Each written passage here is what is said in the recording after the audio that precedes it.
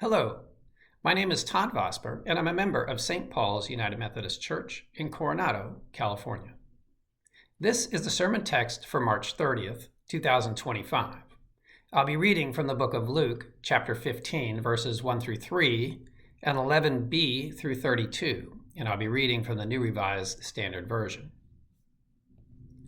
Now all the tax collectors and sinners were coming near to listen to him, and the Pharisees and the scribes were grumbling and saying, "This fellow welcomes sinners and eats with them."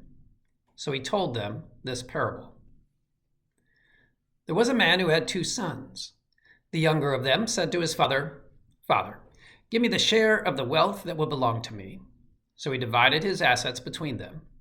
A few days later, the younger son gathered all he had and traveled to a distant region. And there he squandered his wealth in dissolute living.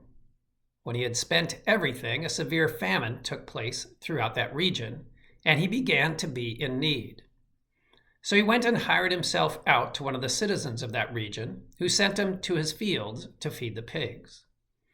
He would gladly have filled his stomach with the pods that the pigs were eating, and no one gave him anything.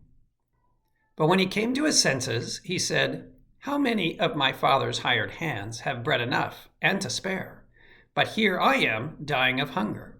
I will get up and go to my father, and will say to him, 'Father, I have sinned against heaven and before you. I am no longer worthy to be called your son. Treat me like one of your hired hands.' So he set off and went to his father.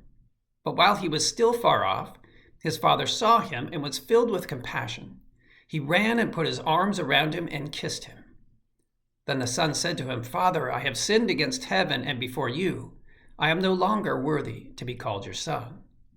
But the father said to his slaves, 'Quickly, bring out a robe, the best one, and put it on him. Put a ring on his finger and sandals on his feet. And get the fatted calf and kill it, and let us eat and celebrate. For this son of mine was dead and is alive again.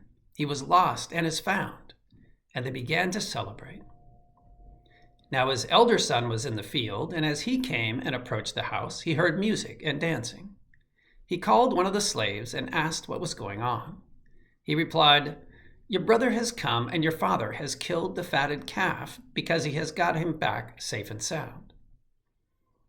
Then he became angry and refused to go in. His father came out and began to plead with him.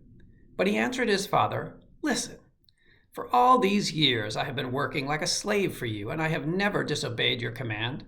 Yet you have never given me even a young goat, so that I might celebrate with my friends. When this son of yours came back, who has devoured your assets with prostitutes, you killed the fatted calf for him.' And the father said to him, 'Son, you are always with me, and all that is mine is yours. But we had to celebrate and rejoice, because this brother of yours was dead and has come to life. He was lost and has been found.'"